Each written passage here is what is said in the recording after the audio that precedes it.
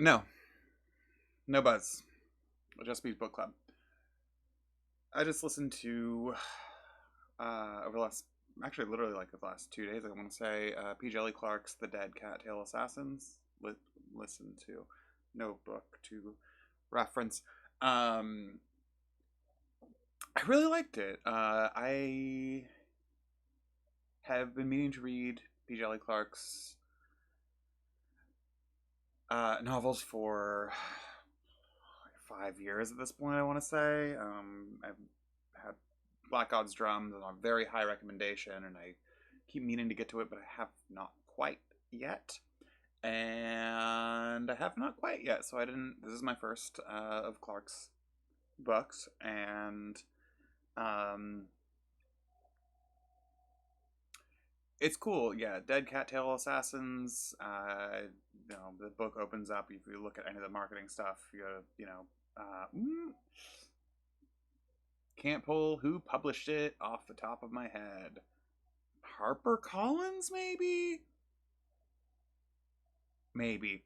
Whatever website. You Google Clark's name and the title, and you can see the publisher page. It opens with like the literal opening of the novel, which is a little like letter that's no, it's a business card actually. That's like the dead cattail assassins are not cats, and they're not tails. They are assassins, and they are dead. It's set in a world in which, or it's from the perspective of a character named Aveen. It's set in a world in which people are sometimes resurrected without their memories to become assassins for this goddess named Errol, and they are contracted with certain conditions. Um,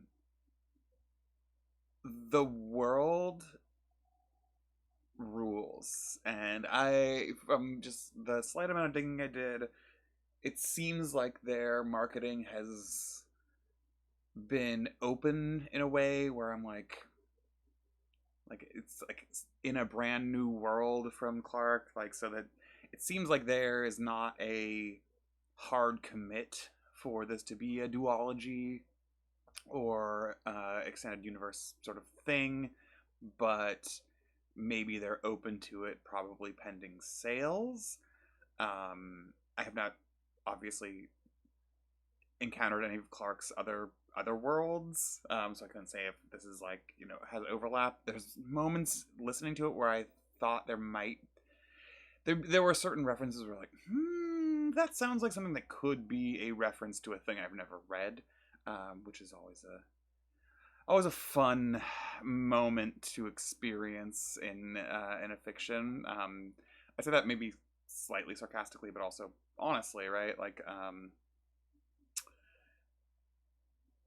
I feel like I got that a little honestly from Temio's "Do You Dream of Terror 2," which is her first novel. There were moments in it where I was like, is this a shared setting kind of vibe? Nnedi Okorafor does this constantly, right? Yeah, I would be interested in coming back to this world in some different way. Um, yeah, I guess, yeah.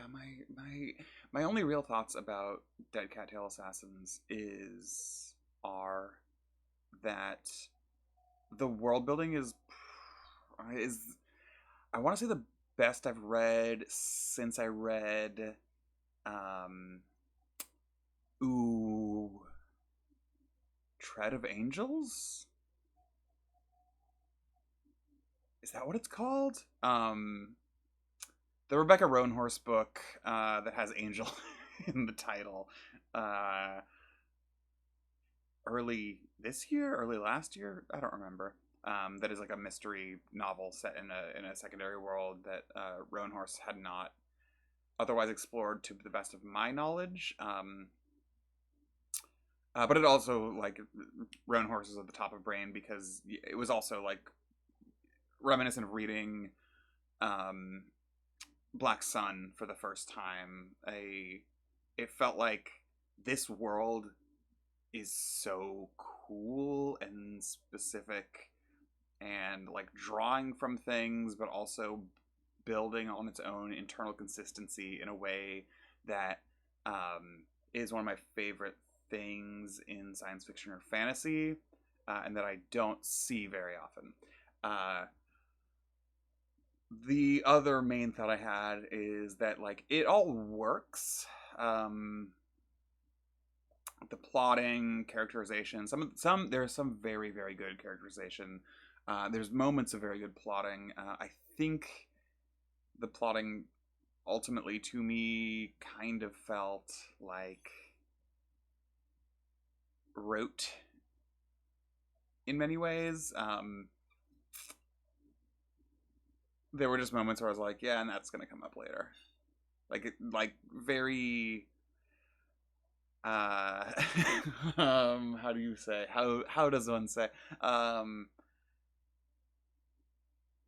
like the foreshadowing sometimes felt less like foreshadowing and more like, this is what people refer to as lampshading. I've never understood that. And it felt less like foreshadowing and more like um, shining a giant spotlight on a thing unnecessarily.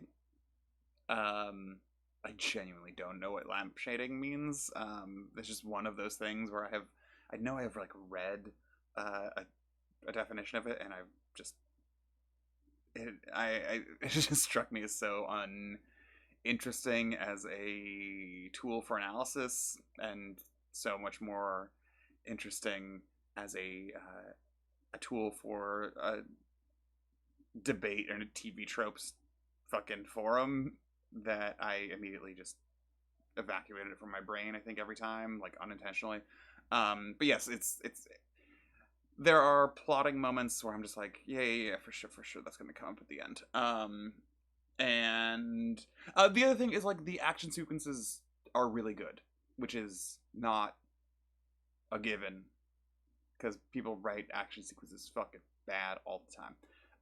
But yeah, I don't know that it's a book that is going to change my life. I mean, I know it's not a book that's going to change my life. I don't know that it's a book that I think is like a masterpiece in any way. I do know that I had some of the most fun I've had this year with the world that it built. And I didn't think that was going to be the case until like halfway through. And then Clark just kept coming up with shit in a really cool way. And and synthesizing things and drawing them all together. And yeah, I think the Dead Cat Tail Assassin's pretty good. Thanks for not watching.